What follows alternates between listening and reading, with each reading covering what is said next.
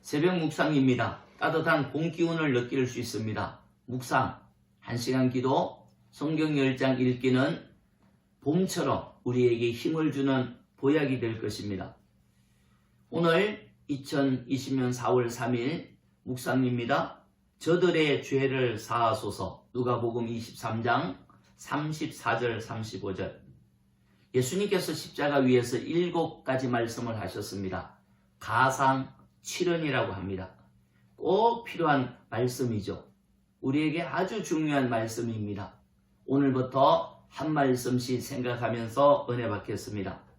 예수님께서 십자가에서 처음 외치신 말씀은 자기의 고통을 호소하는 것도 아니고 적대자들, 배신한 사람들에 대한 원한도 아니었습니다. 놀랍게도 첫 번째 말씀은 죄 용서에 관한 말씀이었습니다. 34절, 아버지 저들의 죄를 사하여 주소서. 자기들이 하는 것을 알지 못합니다. 저들을 사하여 주소서. 자기들이 하는 것을 알지 못합니다. 예수님은 십자가에서 진노의 잔을 마실 때에도 아버지라고 부릅니다. 기적이 일어나고 능력이 있을 때만 아버지가 아니라 십자가에서 우리를 대신하여 저주를 받으실 때에도 아버지라고 신뢰관계가 있었던 것이지요. 그렇습니다. 여호와 하나님을 아버지로 섬기는 것은 잘되고 형통할 때만 아닙니다. 이해되지 않는 고난의 환경이라 할지라도 여전히 우리의 아버지입니다. 떠나지 아니하고 버리지 않는 아버지이신 것이죠. 여호와 하나님께서 아버지이신만 깨달아도 큰 은혜가 됩니다. 예수님께서 기도하신 내용은 저들을 사하여 주옵소서. 저들의 죄를 사해 달라는 것입니다. 죄의 값은 사망인데 사람 스스로는 자기 죄를 해결하지 못합니다. 하나님 앞에서는 모든 사람이 죄인 아닙니까? 우리 죄를 우리가 해결하지 못하니 예수님께서 십자가에서 우리 죄를 용서하여 달라고 하나님께 간청하고 있는 것입니다. 예수님이 흠없는 제물이 되어 우리 죄를 대속하셨으니 우리를 죄에서 구원하여 달라는 간청이지요. 예수님께서 우리의 죄를 용서하신 복음을 들을 수 있음이 은혜 아닙니까? 왜 사람들은 죄를 지을까요? 예수님께서 말씀하셨지요. 자기가 하는 것을 알지 못합니다. 그렇습니다. 자기가 무슨 짓을 하는지 알지 못하고 그런 짓을 하죠.